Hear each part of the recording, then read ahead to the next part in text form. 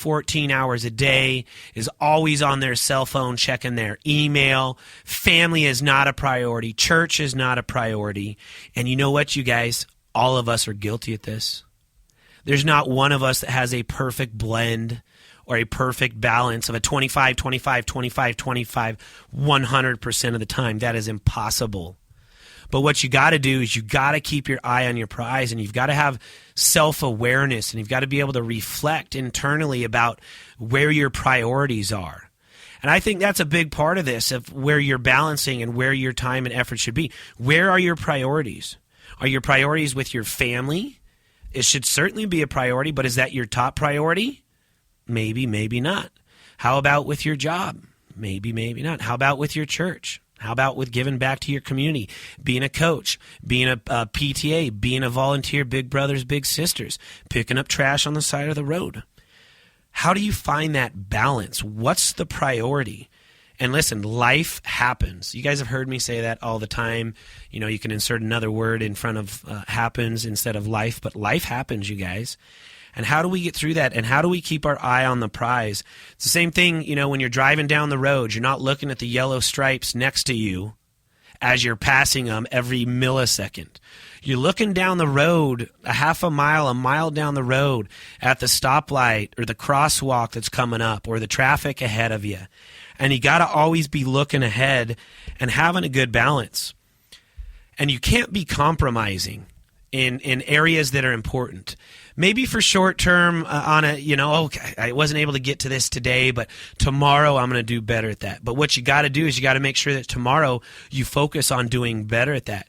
Because I call it the gym syndrome, right? First of the year, we're going to lose some weight. We're going to go buy this gym membership, buy all these new clothes, these new tennis shoes. We buy one of these DVDs. And man, we're hitting it 2 hours a day, 5 days a week for like 2 weeks.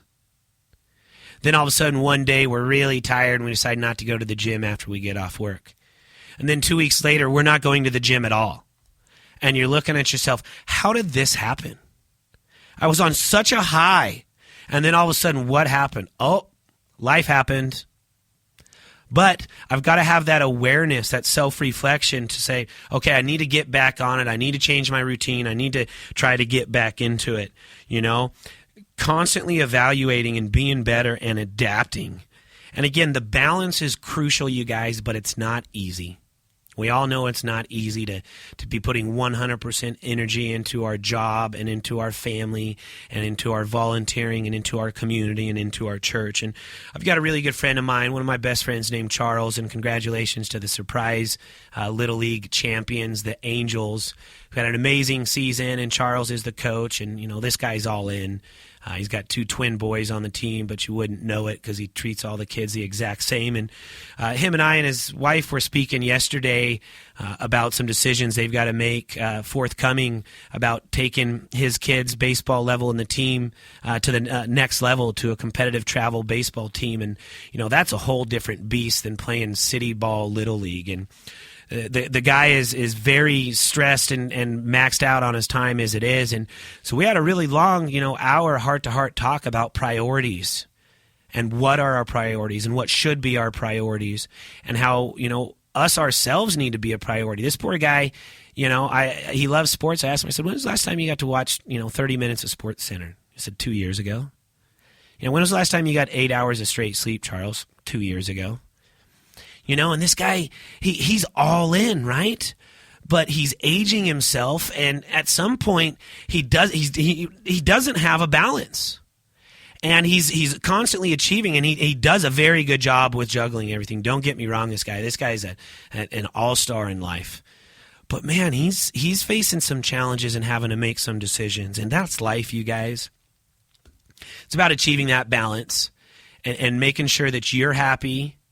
Because here's the thing, if you're trying to make everyone else happy around you, your family, your friends, your job, your community, your church, but you're not happy yourself, you're not making everyone else happy.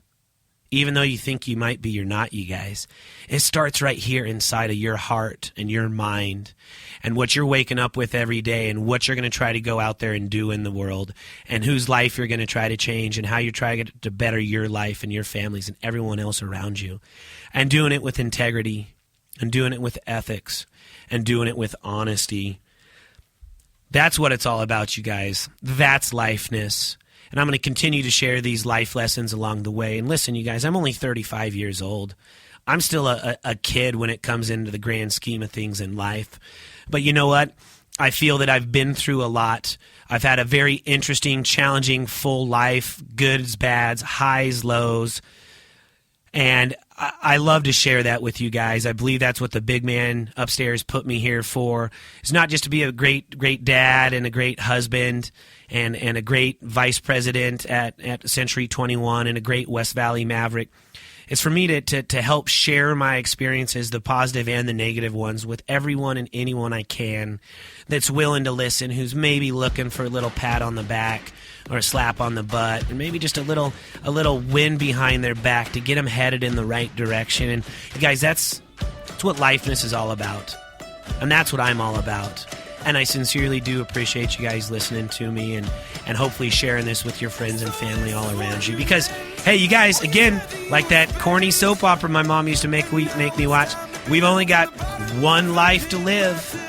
And it's imperative we try to do the best at it every day we can. It's a good day. Every day is a good day, you guys. Some days are better than others, but every day is a good day when you're breathing and you're living and you're smiling here on this wonderful earth that we've got. That's it, you guys. This was straight from the heart.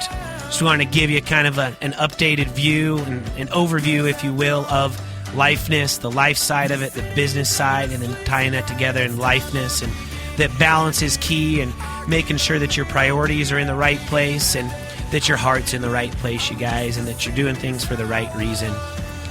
And you know what? We got to always remember and make sure that we're thanking our military men and women for the sacrifices they make to protect our freedom so we can live in this beautiful country and have these good days and these luxuries and these freedoms that we have. So God bless our military. Thank you very much. And hey, you guys, you know, we always end this show on an upbeat matter.